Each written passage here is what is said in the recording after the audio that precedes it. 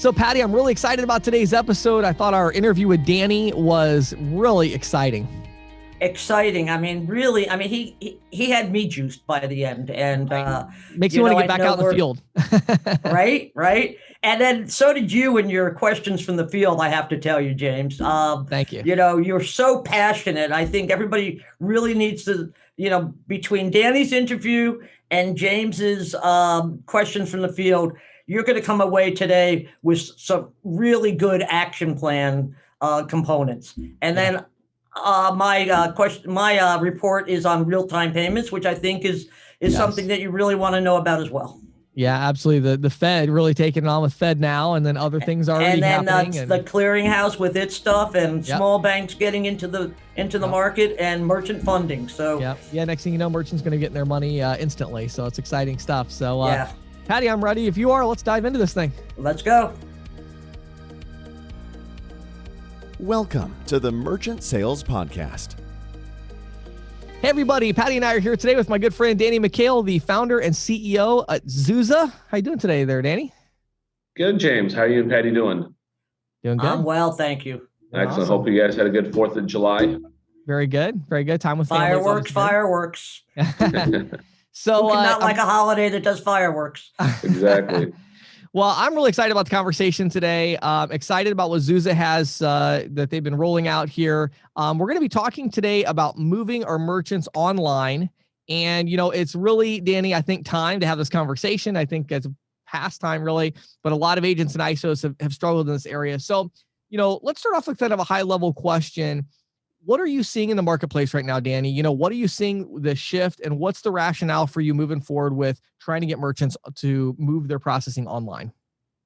We're seeing a lot of things, James. Obviously, with a lot of individuals in the payment space, they were so used to the old school, here's a terminal, start processing, right. and walk away from the merchant.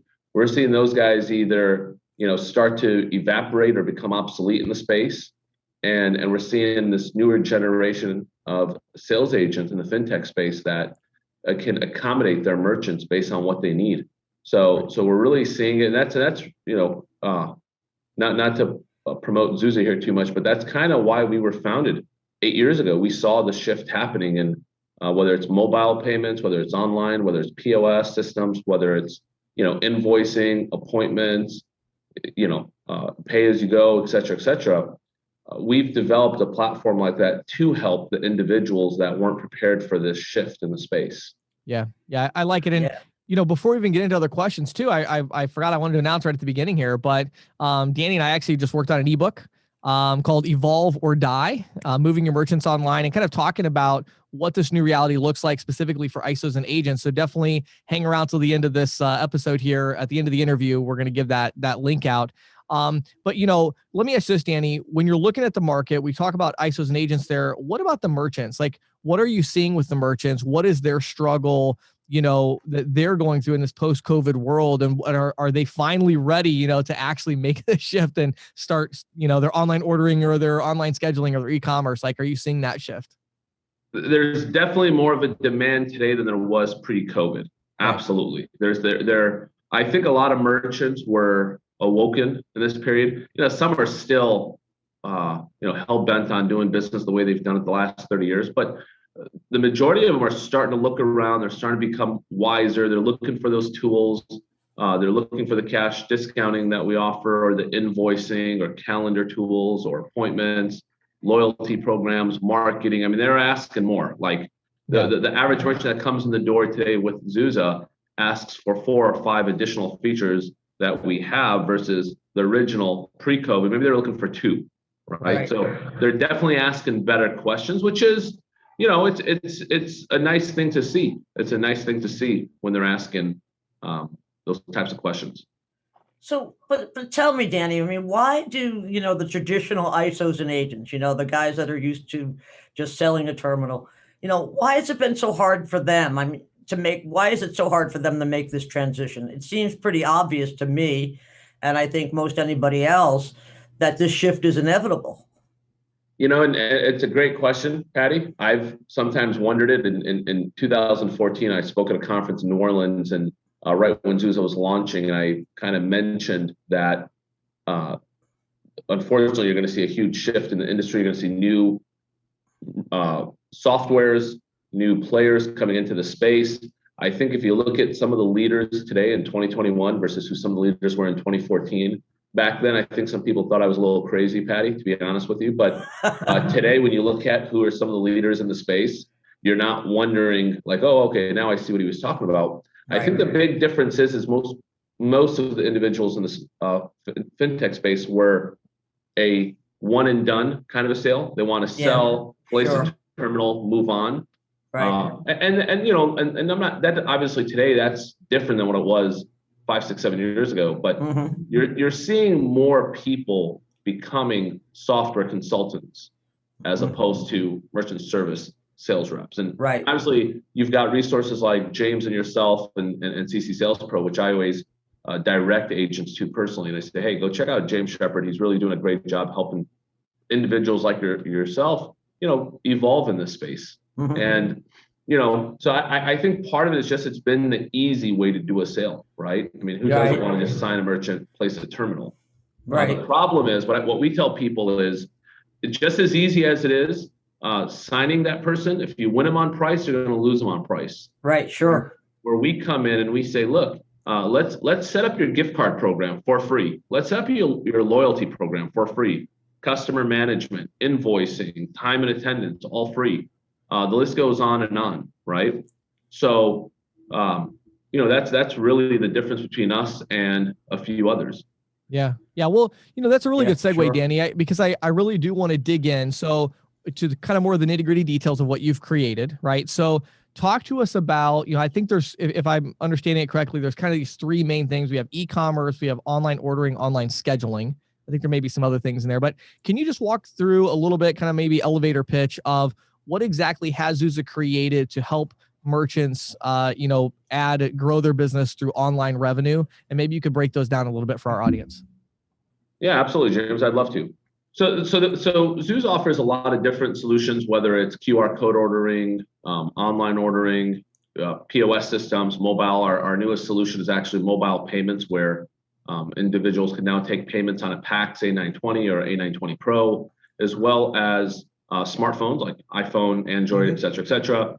We've always had Android and Apple POS systems, so that continues to grow and really become a market leader. We had somebody at STAA, a very well-known individual in the space, say we're probably in the top 3 leaders in the industry. So yeah, that's awesome. That continues to grow.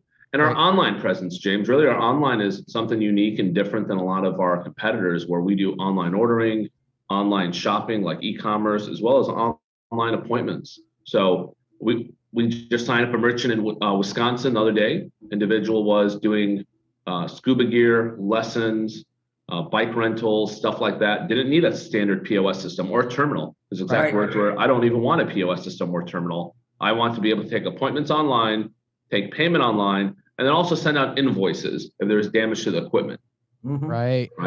So, you know, that's not a merchant that most people in the space would have a solution for. They would try to get them on a gateway or a virtual terminal. That's not really what they need, right? So that's really our big 3 is the whole online, the POS systems, and mobile. And then that's not including like the invoicing and all the other fun stuff that we can do. They can make payment on their phone there as well. And really, we ask the merchant, how do you want to take payments? It's we give them a choice, and it could be 3 or 4 or 5 different ways, instead of saying, hey, here's a standard terminal, plug it into the wall, connect your phone line to it, and run a payment, right? That's not what we do. Right. So, okay, so let's talk about some trends that you're seeing. We already touched on this a little bit, that you are seeing your existing merchants, you know, they're looking for more features. What I'm curious about is specifically when we're talking about online, you know, e-commerce, online ordering, online appointment scheduling, are you seeing additional trends there? Are there certain verticals that maybe, you know, the hair salons or whatever it is that maybe before they were a little resistant, post-COVID, they're kind of going, wait a minute, how do I sell my stuff online? Or how, you know, are you seeing some additional trends there? Maybe there's specific verticals where you have some insights, or maybe just overall you're seeing some trends there. We are, and I'll tell you, so with Zuza, unlike a lot of individuals out there, we don't care how you sell or what you do, all of our features apply. So for example, if you're looking at cash discounting and surcharging, It works online just like it works on the POS and the mobile. If you're looking at inventory controls, you could have an employee at a trade show or a outdoor event selling items. Let's just say baseball caps, selling baseball caps. Another employee in your store selling 2. So one guy outside selling 2 units, one guy inside selling 2 units, and someone online selling 2 units. It'll subtract 6 from your total inventory, right? So every feature we've built at Zuza works equally the same across all our platforms. So we're seeing a lot of inventory controls being requested for online, a lot of cash discount surcharge, a lot of loyalty and rewards programs, customer management, customer management. The list goes on and on. So we are seeing more. You can't just say you do online. It's okay. Well, what do you offer online? Right. What do you offer online? So we're seeing a lot of that, James.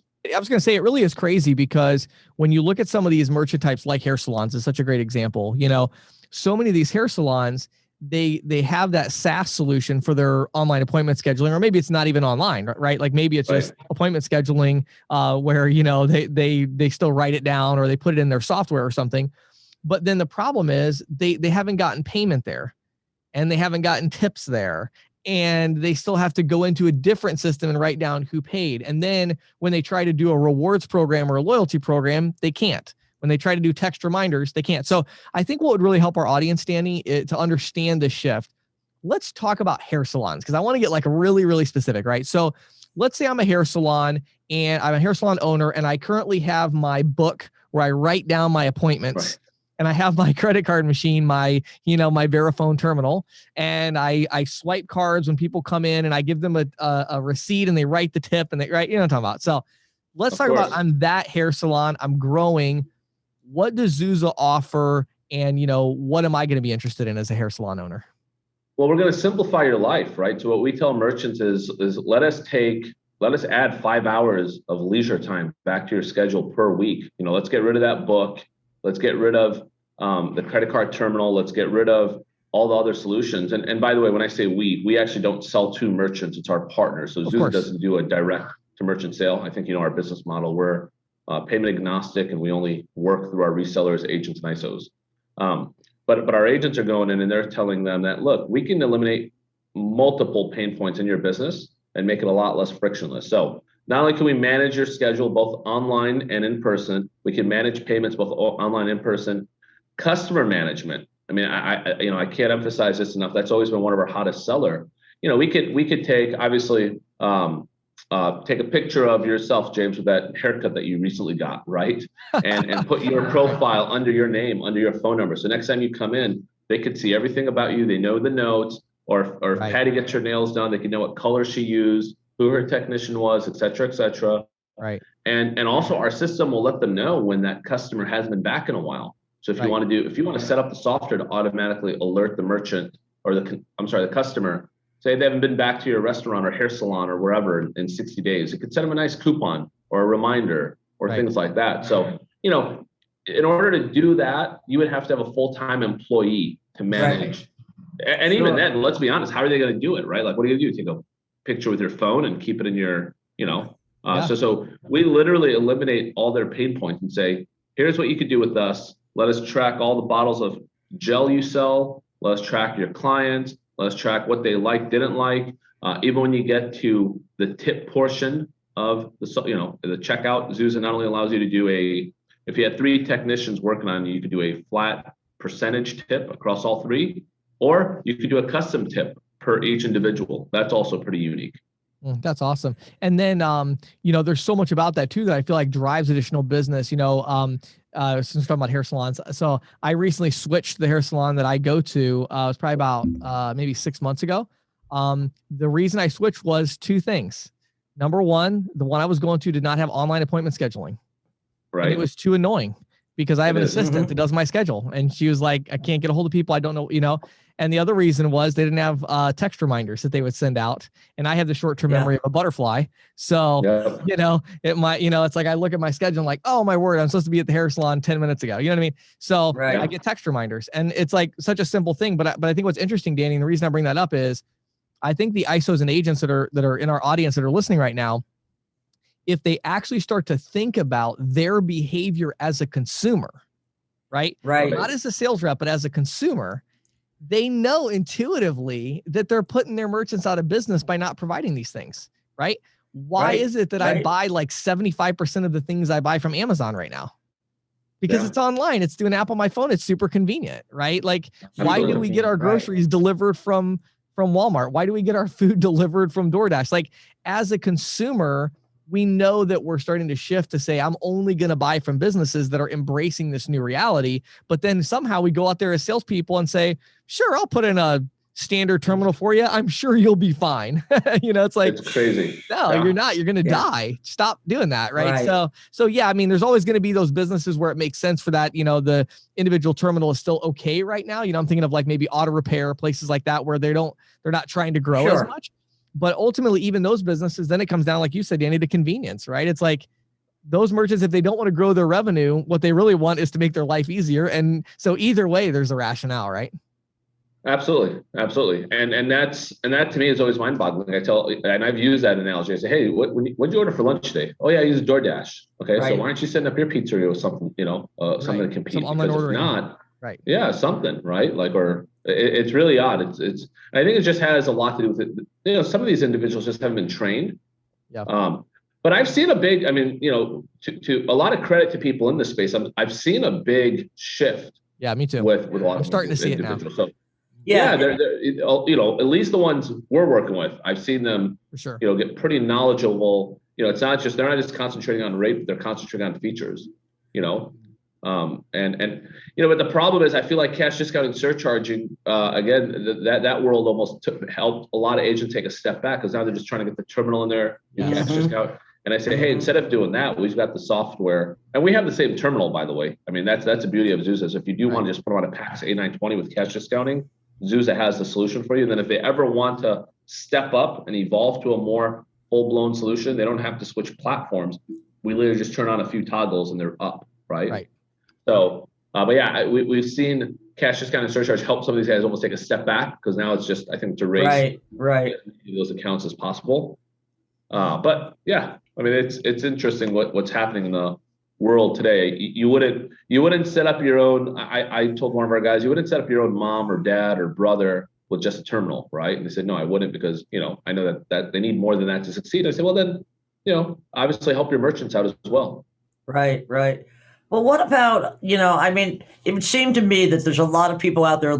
There are people, I shouldn't say a lot, but there are certainly people out there listening who agree with everything we're saying here, but they just don't know where to start. What kind of advice would you offer them? I'd reach out to Zuza, to be honest with you, because we were designed, I think, we were designed for the ISOs by the ISO, right? Mm-hmm. Because we had very similar pain points where a lot of the individuals we would reach out to were either competitors, or they offered merchant services, or they were maybe one vertical focus, where I think back in 2013, 2014, we kind of saw this coming down the pipeline a little bit before most people, I would say. And we developed a technology platform that allows merchants to scale and allows salespeople to use our software, but pick any processor they want. So they're not locked into a First Data, a TSYS, a Elevon, et cetera. Right. They can go any direction they want and then put the software on our rails. Use our software for the merchant to grow and scale. And one of the things I would add to that, Danny, that I would love to get your thoughts on, because I see this a lot. I see a lot of ISOs and agents that, again, meet the description that Patty just gave. They see the shift, they want to embrace the shift, but the problem is they're always trying to figure out how to slide it in with their current sales process. It's like, I'm already so good at selling merchant services. There's got to be a way to bolt Zuza onto this somehow, so I don't have to learn something new. And it's like, no, you can't do that. You do have to learn. It's like, well, I'm already so good at selling cars, I'm just going to go sell real estate. I'm sure I'll be great at it. Well, yes, you probably could be great at it, but you are going to have to learn about selling real estate. It's different than selling cars. There's a lot of crossover for sure. Same customer base, same sales skills, right? But you're selling a different thing. And so the idea that these sales reps have that I'm always fighting with is, it's like, well, I'm a merchant services sales rep, and I think I'm going to start adding some POS here and there. No, you got to say, I am going to become a software sales representative that integrates payments. And, and I'm going to rip the Band-Aid off. Look, you're going to suck at it for 30 days, just like you sucked at selling merchant services for 30 days, just like you sucked at selling mortgages for 30 days before that. It's a new thing. It's an evolution in your career. It's an evolution in what you're doing. But I think what I would say to and I tell a lot of reps, I say, look, because the mindset is so different, I tell them literally split your day in half. Literally, if you can't afford to take 30 days and just focus on something you're not good at, spend the first half of the day selling those terminals, make your money. The next half of the day, all you're selling is point of sale. So I don't know. Do you have any thoughts along those lines of kind of seeing these sales reps struggle to make this transition? I love what you said. I will add a little bit of a twist to it, but everything you said was perfect. And I agree with you. I was smiling when you were sharing that, because a lot of the staff at Zuza, I'm from the payment space. I think, as I shared, ISO, blah, blah, blah. And, but most of my staff at Zuza, I actually didn't hire from the payment space, because the first few individuals I did hire, it was difficult trying to retrain them.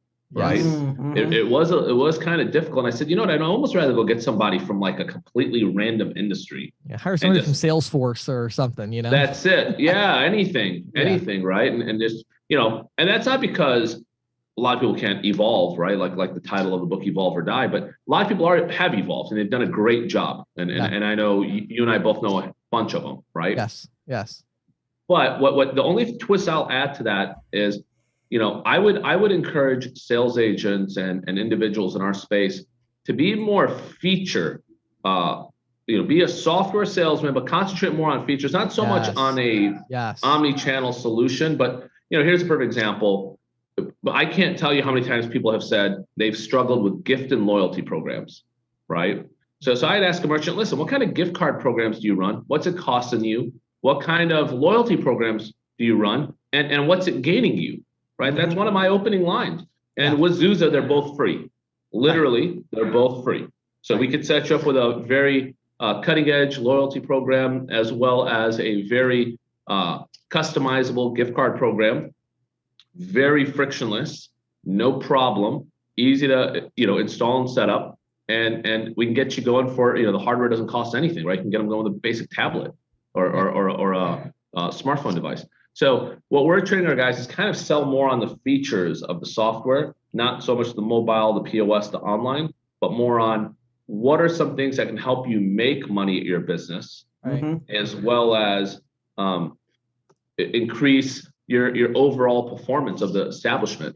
And that's how we do our trainings, at least once a month with sales agents, is focus more on features, not just a product. What we can do to help the business.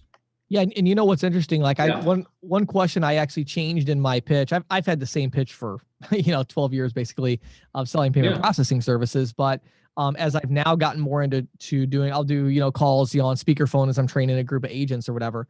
As I'm talking to merchants now, I used to always ask the question, who are you currently processing with? That was the end of my opening line, right? So hey, I'm James Shepard, blah blah blah blah. Who are you currently processing with? You don't mind me asking? I've changed that now to say, how are you currently accepting payments? Mm-hmm. Beautiful. That's great. That subtle little shift, it's funny because it actually really throws the merchant off. And what I find is a lot of times they don't know the answer to the question. What they'll do is they'll say like, well, what do you, we do take credit cards already. I said, well, no, I mean, how do you accept payments? Do you have, depending on the merchant type, right? Let's say it's a auto repair shop. I'll say, do you send electronic invoices to people that haven't paid you to get paid?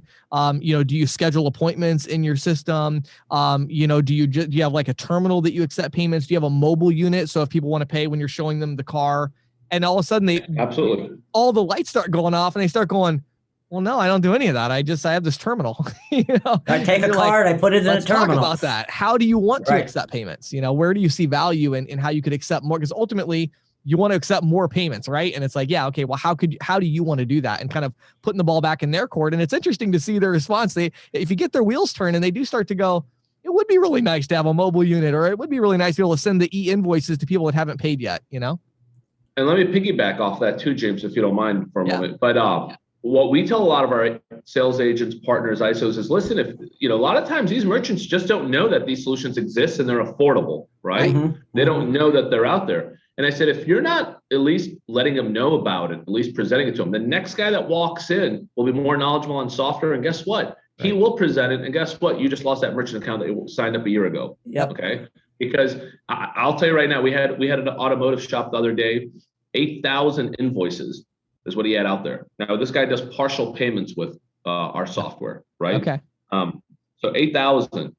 Some had, let's just say he had some that were $1,000 ticket. People had paid 500, 300, 700. Right. But if he ever left the software, he would lose all 8,000 invoices. That guy's a merchant for life. He's never leaving. It's impossible. He's not going to be able to. He'd have to go back, write everything down on a spreadsheet, re-upload it somewhere else. It would be an absolute nightmare. So, but hats off to the agent that signed this shop up, because prior to Zuza, he had not been doing invoicing and estimates and things like that. So a lot of times the merchants just don't know that these tools exist for free, right? I think they've been quoted by like the Clovers or some of the other guys out there where it's an additional app or additional software charge. Yep. So what we tell our partners is just at least let them know. That way, if they won't ever leave you for a product that you have in your back pocket. Right. Right.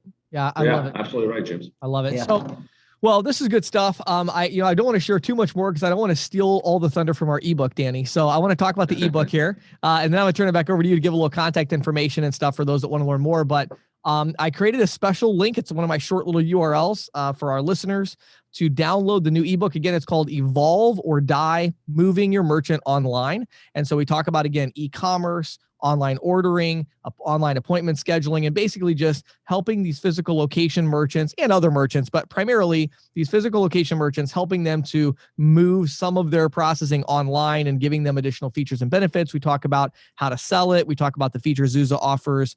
That URL is ccsalespro.com/Zuza ebook, all lowercase, all one word, ccsalespro.com/ZUZA EBOOK, Zuza ebook. So ccsalespro.com/Zuza ebook. Pause the podcast right now. Open up your little browser there. Go to ccsalespro.com/Zuza ebook. You got to read this one. It's a must read. If we're going to stay competitive as an industry, meaning merchant sales direct, we've got to stop losing ground to Toast. We've got to stop losing ground to Square. And we're not going to do that until we, as a collective group, say, wait a second, we still want to be able to have a business and a career in 10 years. So we've got to start pushing back, and we do that by selling software. So Danny, evolve or die. Evolve or die. I love it. So Danny, any final insights from you? And then maybe also just go ahead and share with our audience some contact information and where people can go to learn more about Zuza. Yeah, and if anyone that does download the ebook and finds it to be a good read, if they reach out to us through CC Sales Pro, we're going to give you guys 90 days free software as well, all the online tools for your merchants, just to help you, get a few new merchants. So any CC Sales Pro listeners, we're just going to throw in 90 days online tools for free for you and your merchants. And to learn more about Zuza, you can go to getzuza.com. That's www.getzuza.com, and you can find out more about us there. Awesome. Danny, thank you so much for your time and your insights today. It's something I think conversation our industry needs to be having a lot more of. So I really appreciate you taking the time to work with me on the ebook, and then also taking the time to, share today the insights with our audience. Yeah, really enlightening. Thank you, Danny. Yeah. Thank you, James. Thank you, Patty. As always, it's a pleasure to be here. Okay, so we want to say thanks today to our sponsor, Valor Paytech. James, we were talking today about processor agnostic and standalone terminals. And, we've talked a lot about Valor. If you want to just be out there selling a standalone terminal that supports cash discounting, that's the way to go. But, what we haven't talked about lately, and I just wanted to throw out, is some of the bells and whistles that come with the Valor Paytech solution. I mean, one of the things that I think is really cool is they have a survey module for each transaction, little smiley faces, and you can, check off how was service. And it's not just how is service. It allows you to review the metrics. So you might maybe during a morning shift, people are really happy. But the afternoon, you say you're a restaurant, right? Yeah. The waiters and waitresses in the morning are great. They're getting all smiley faces. Right. By lunchtime, maybe they're a little tuckered out and they're getting, frowns. Yeah. Well, I think, if I was running a Good data. restaurant, that would be really important information, Yeah. right? Absolutely. Also gives you an opportunity to reward those customers who Right. might not have had the best. Hey, here's $10. Sorry, it wasn't a great experience. Right. Here's a $10 gift card. Right. Come back and give us another shot. Absolutely. There's another thing when you enter your payment information. You can get a email receipt, right? Right. But it's also or a text receipt rather. Right. But by capturing that information, it also allows you to do targeted text marketing. Right. It's those little bells and whistles that I think really stand this apart from everything else. I'll tell you what, text marketing, we don't, it's always so interesting to me, the curve of technology. We don't talk about that enough because it's kind of, again, it's yesterday's news. It's like, right. Well, text marketing's been around forever. Yeah. And it's finally been around long enough that merchants will actually use it. Right. So I have a little, really good thing. I have a little country store that I go to for my sandwiches sometimes. Yeah. And, the first time they asked me to put in, my phone, I was like, oh, really? And they're like, well, we're going to send you our receipt. I'm like, okay, cool. Right. Well, now I get like, hey, Patty, you haven't been in for a week or, here's your coupon. Here's your coupon. Right. It's like, oh yeah, right. I haven't, that kind of stuff. I think it's really awesome for engaging and endearing customers to you. Yeah. You just have to be careful that you don't overdo it. You got to time it right, but it can be a powerful tool. So well, at the end of the day, it's something that Valor offers and it's a great solution. So if you want to learn more about it, head over to ccsalespro.com/Valor, VALOR, ccsalespro.com/Valor. Check it out and get a free demo for yourself. And now, here is questions from the field with James Shepard. So Patty, today's questions from the field, I really wanted to dovetail. I knew what Danny and I were going to be talking about and on the interview earlier in the episode. And I wanted to talk about this interesting question of, should I still sell standalone terminals? And it's such an interesting question. Based on the interview earlier, you might think my response is just no. But that's not my response at all. In fact, I feel very strongly that you should. And I wanted to talk about it a little bit today because it's a much more complicated issue than it might seem at the outset. So there's a couple really important market forces that we need to understand before we answer this question. First of all, as Danny mentioned, it is very important to understand that there are still a large block of business owners who are extremely resistant to new technology. Yeah, right. The primary reason behind this is there's two drivers. Either, number one, they don't believe that it's going to help them grow their business, right? Mm-hmm. Or more commonly, number two, they're not trying to grow their business. So what a lot of people don't understand when they're going out to sell small business owners, I always tell people, if you're trying to sell small business owners, there's a reason that they're small, right? My business has grown by, 10x over the last 3 years, right? There's a reason for that. I want to grow it. I am working a lot of hours to grow it. I am hiring consultants to help me figure out how to grow it. I'm raising capital so I can I want to grow. And so I'm doing a lot of things to grow. Whereas many small business owners are actually more defined as specialists. So, they want to make amazing pizza that people really appreciate. Right. They want to create flower arrangements that are a blessing to people, and that are, something that impacts marriages in their areas. People give flowers. Right. There are other motivations. Now, do all of these people want to make money? Yes, of course. But do all of them want to make twice as much as they're making now if it means putting in 30, 40% more effort and changing everything and the stress that goes along with growth? No. So I think it's very important to understand that there are definitely business owners out there right now who are not looking to grow or they don't believe that the technology is going to help them. Okay. Can I just interject for a second? Because I was away this weekend and I heard some interesting commercials on local radio where I was. Yeah. And I'm bringing this up because I also think there are some merchants who don't think their customers care or need other ways to interact with them. Absolutely. I had this. I just one commercial I heard. It was, I think it was a restaurant. And they're like, we have this new app. You can download this app and order and pay. But if you really still want to, you can go online, or you can come into the store and we'll handle you.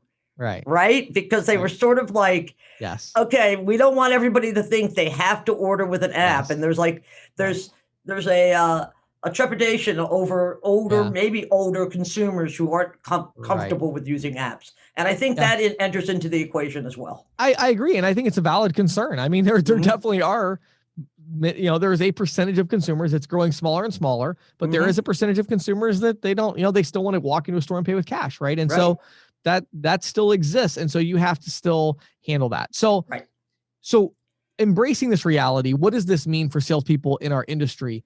I think there's a couple things that need to shift. Okay. Number one, if you're brand new to this industry and you're saying, I just want to build a residual portfolio, you don't have a strong background in technical sales of any kind, you've never sold software, you've never sold any technical items at all, there is absolutely nothing wrong with going out there in the field and selling cash discounting with a standalone terminal.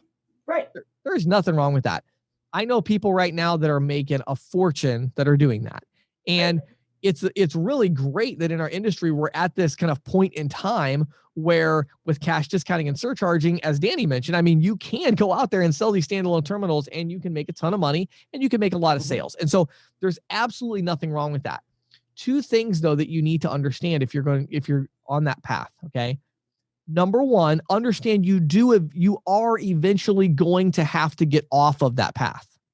So, it's getting harder and harder. So what's happening is, let's say that in your market, let's say hypothetically within, 30 minutes of your house, let's say that there are 5,000 businesses that are accepting payments right now. Right. Okay. So you have 5,000 potential customers. Well, 10 years ago, 500 of them had an integrated point of sale solution, right? Or an integrated software with payment solution.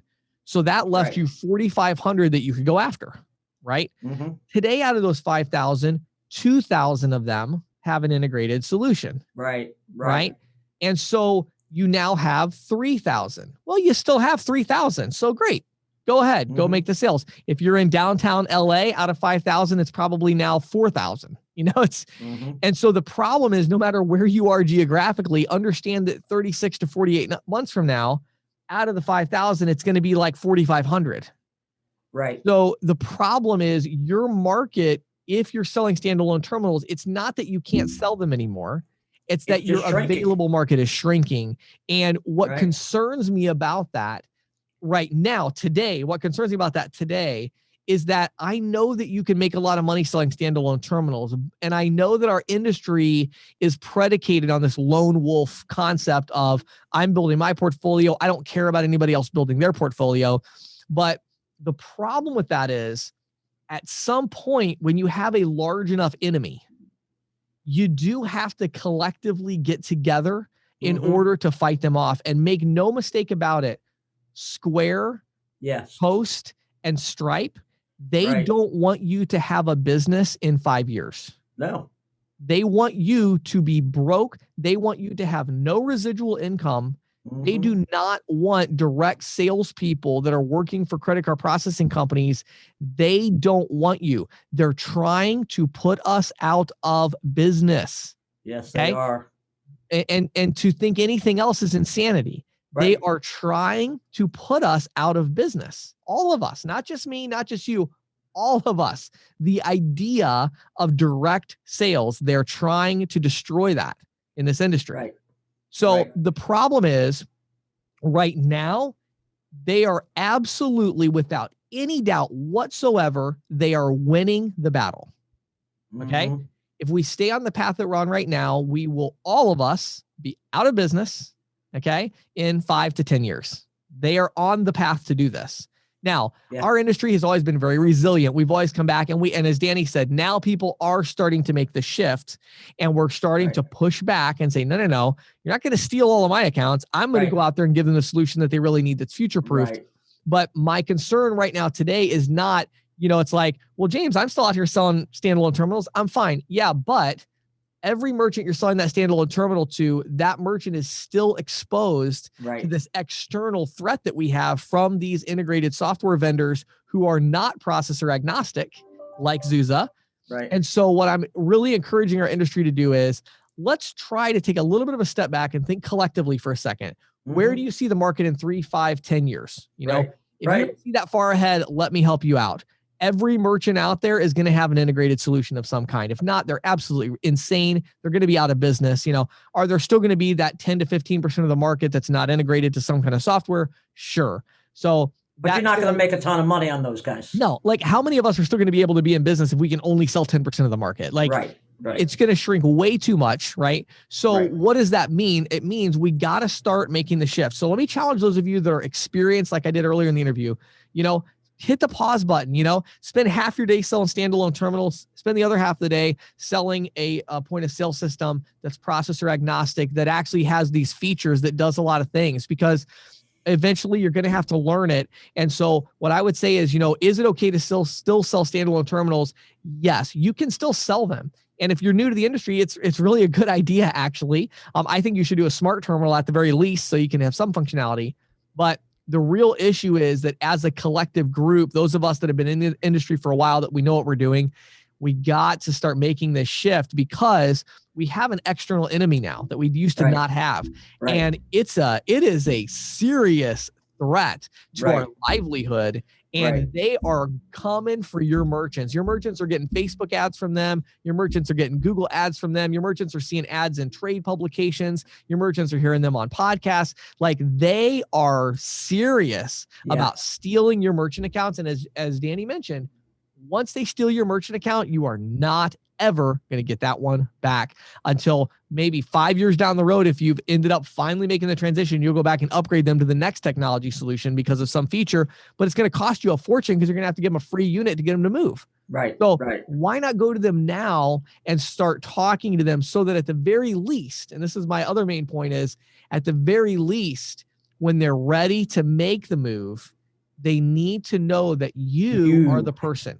Okay? When your merchant, when your hair salon finally says, people keep asking me why they can't schedule appointments online, I think I need to get that you don't want them to go on YouTube and search for online appointment scheduling software, because they're going to find, first thing up is going to be Square, and they're going to find all of these competitors, and these competitors are good at what they do in a way that most of you out there don't even understand. You don't even understand how YouTube ads and retargeting and pay-per-click and Facebook pixels, and you don't even understand this stuff. And they have people that are paid $250,000 a year to tweak their YouTube strategy, so that when that person watches that video one time, that they are going to get ads about the appointment scheduling for the next 6 months. Every website they visit, every app they play a game on, they're going to see that.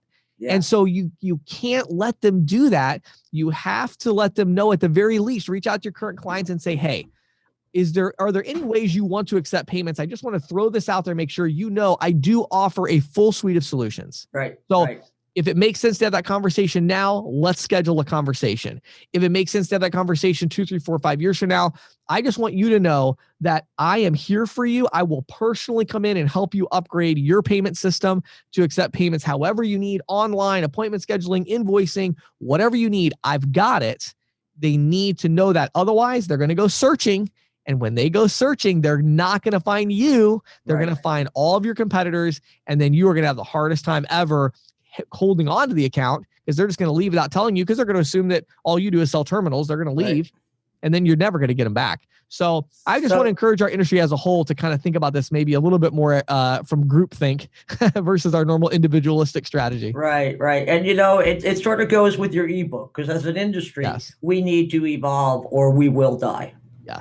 Yes. And it's evolve or die. It's ultimately the thing is, it's the merchant that has to evolve or die. And what the problem is, who is going to help them evolve? Right. Right. And so we have and we have to evolve so that we can help them evolve. Yes, exactly. Right. And so it's that chain reaction. And then last thing I'll say real quick, and then I'm done. I would also even take this up the chain one step further to the large ISOs and the processors that are out there.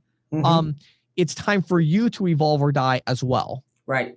You know, this idea that you have all these independent reps out there and you do offer some point of sale systems. What more could you possibly do? Well, let's see if we can think of anything, you know? Yeah. Okay. Yeah. Maybe scheduling. Well, maybe, you know, just a crazy idea, because like no other industry ever has done this, but maybe it's time to take training seriously. Really?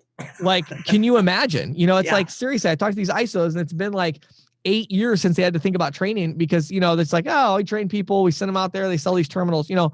Well, guess what? Now you're asking people to sell something totally different. Okay.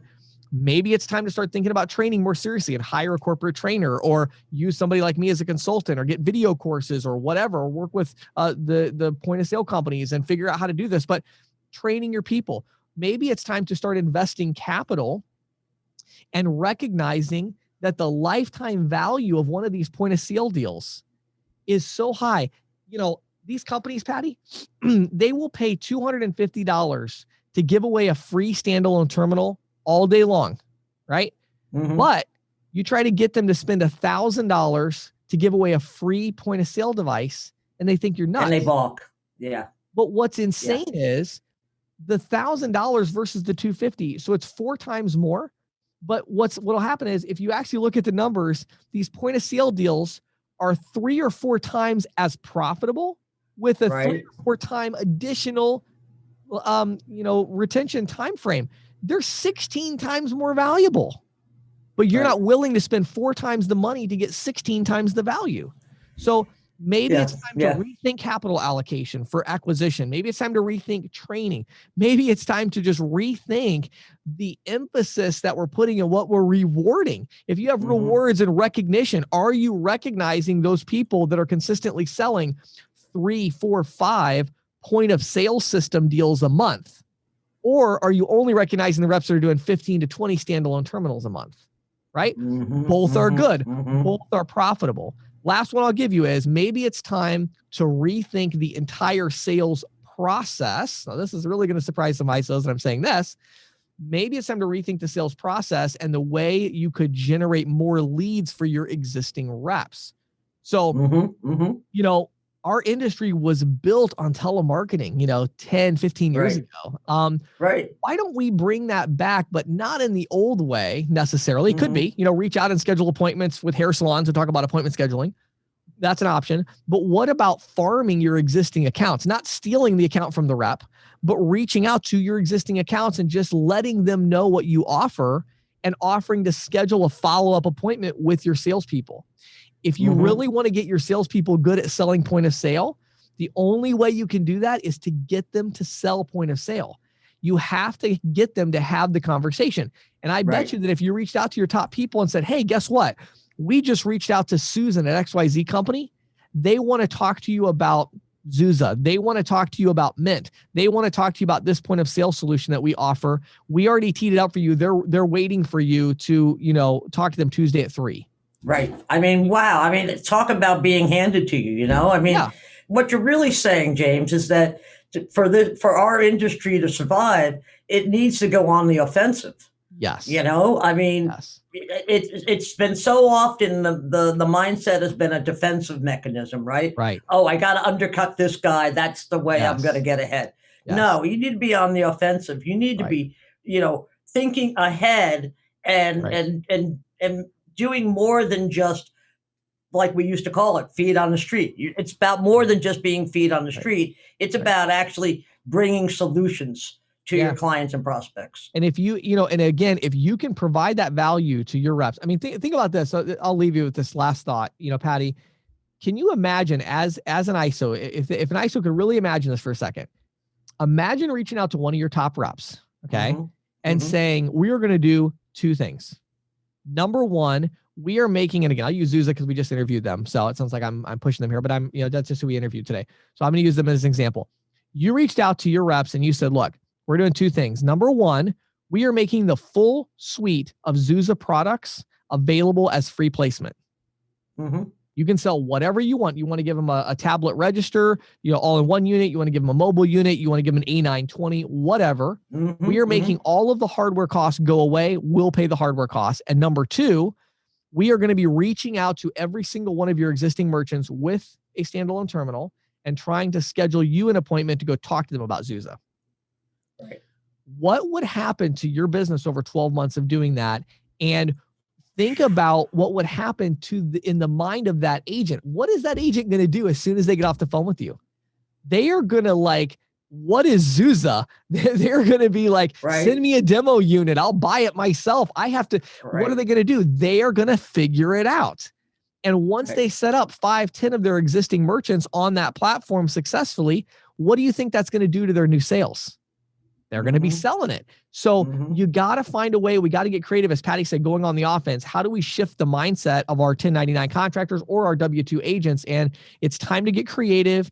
It's time to start, actually taking action. We've been giving it lip service. And it's like, and again, all these ICEs I talk to, well, we offer Clover, we offer Mint, we offer Zuza. We have these things that we offer.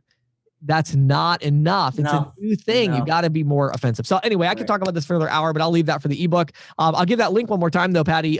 It's ccsalespro.com/Zuza ebook, Zuza ebook. So all one word, all lowercase, ccsalespro.com/Zuza ebook. Go there, download it for free. Danny and I just really want to help the industry make this shift. And I hope that you will read our new ebook. Great. Thanks, James. This is the Insider's Report with Patty Murphy. So, James, I am somebody who admits when they're wrong. And I had a lot of doubts about real-time payments becoming real anytime soon. But I think I'm wrong. Wow. Recent events have shown that it really is starting to gain some traction. Not just with the big guys, but with smaller banks as well. Okay. The Clearinghouse, which is a consortium of all the largest banks in the country. And it also runs the only operational real-time clearing and settlement network in the U.S. called RTP, now has more than 130 banks and credit unions exchanging payments via RTP 24/7 by 365. Wow. And, TCH has a long and storied history providing clearing and settlement services for bank-to-bank payments, ACH, checks, wire transfers. And in fact, it's the only organization to successfully compete with the Federal Reserve for this part of the market. And here's a little interesting aside, which of course shows how dates me, shall we say. Visa tried to compete head-to-head with the Fed for ACH business back in the 80s. Really? I didn't know that. Yeah. And it lasted about 3 or 4 years. And, its feeling was, hey, we have this network that connects all these banks. We should be able to do ACH. And it could not do so affordably, which shows, how difficult it really is to compete with the Fed. Yeah. Now, the Fed right now is creating a framework for real-time payments. Okay. Clearing and settlement is called FedNow. And I'm like talking about that before. Right. Remember, I talked about that before. Generally the Fed only clears and settles payments between basically 9 and 5 Eastern, never on weekends and never on federal holidays. So it's kind of hard to do anything approximating real time in that environment. Right. But this FedNow service is supposed to support 24/7 by 365 clearing and settlement. But it's not expected to be operational until 2023. Okay. Now, I will admit that when the Fed first said it would be operational in 2023, I said in the back of my mind, maybe 2025, because the Fed takes forever to get things done. Of course. But I have been speaking to several people in recent weeks while writing some articles about this who say, no, Patty, they're actually on schedule this time. Wow. And they're actually doing a dry run starting next year. And they have a bunch of banks, small and large, already signed up to do this. So just to clarify for our audience and the application here, where this would impact our industry, if I understand it correctly, is that the idea would be that a merchant would, process a payment and they could literally get that money instantly deposited to their bank account? Within an hour or two. Within an hour or two. Okay. Okay. Right. Because it takes. And really, it could be instant. Because it could be instant depending on the bank. Well, not only that, but also depending on the acquiring side, because in other words, what they might, just like right now, I mean, the acquiring banks are paying the money to the merchant long before they're getting the money. Right. Oh, of course. Yeah. Right. But the idea is because of they're going to get that money. Right. They know that the underlying infrastructure, they are getting their money faster. So they will give the money to the merchants faster. So just like Square does, they charge 1% to get your money instantly. Right. Right. And so we're seeing more of that in our industry as well. And I think the rationale is, these larger companies that are processing companies are anticipating that this underlying infrastructure is improving. So they're going to start paying the money out instantly for a fee, with the understanding that pretty soon they're going to be getting their money faster as well. Right. The risk is much reduced. And in fact, you bring up this, and I was going to bring this up. There's a bank right now called, West Side Bank in Iowa, small community bank, about 140 million in assets. And it just linked into RTP using Shazam. Now, you and I have spoken about Shazam before. Yeah, it's a EFT network, right? Right. But it also provides core processing to community banks and credit unions. Okay. And it was, a pioneer in PIN debit and at point of sale, lays claim to being the only nationwide independent member-owned EFT network processor and core provider. And it has signed up about 3 community banks. Mm-hmm. And one of those banks is already using the RTP to fund merchant accounts. Wow. Okay. And, when I was talking to Shazam, they're like, the woman at Shazam, a woman by the name of Janet LaFrench, said to me, Patty, most of these merchants are getting, funded by ACH, which could take up to 3 days. We have a hairdresser right now who, closes out her books at 4:00, and at 5:00 she has her money. Wow. So, and I mean, and it really is insane for people that are maybe newer to the industry or don't understand. Merchants actually really do care about this. Oh, yes. It always, honestly, it kind of always surprises me a little bit. Even when I was selling it, it always surprised me because I'm like, really? Like, I don't know. I mean, you're managing your cash flow so poorly that it's like, if I get it now versus tomorrow morning, that's a big help. It's going to make a difference. I mean, I'm with you. It kind of blows my mind. Although I will say when I was younger and less astute, that was, I would want that money as soon as I could get it. But, there's a lot of merchants that do. And, I think it's really interesting. Shazam right now is, it's developed this API that allows its core processing clients to get into RTP. Right. But they're planning on rolling it out to their EFT network clients in pretty rapid order. Right. And I think it's also interesting to realize that there are other core processors who are engaged with RTP, including Fiserv and FIS, both of which own major merchant processing, have major merchant processing arms. And that's why I think this is really has real feet. It's really going to take off. If Shazam can do it, that Fiserv is going to start doing it. Oh, yeah, for sure. Yeah. Right. So, I just think, and then, the Fed's still working on its network. And the thing you got to remember about the Fed, and this is the real important thing, under the Federal Reserve Act, or actually the Monetary Control Act, which amended the Federal Reserve Act. Mm-hmm.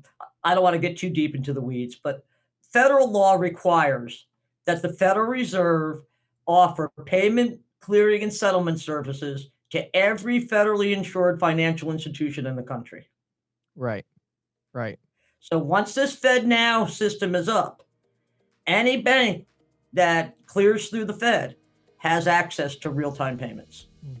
Wow. Yeah, that's going to be interesting. That's going to be a big shift in the industry for sure.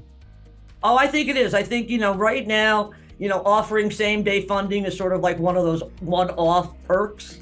Right. I think it's going to become table stakes in a few years. Yeah.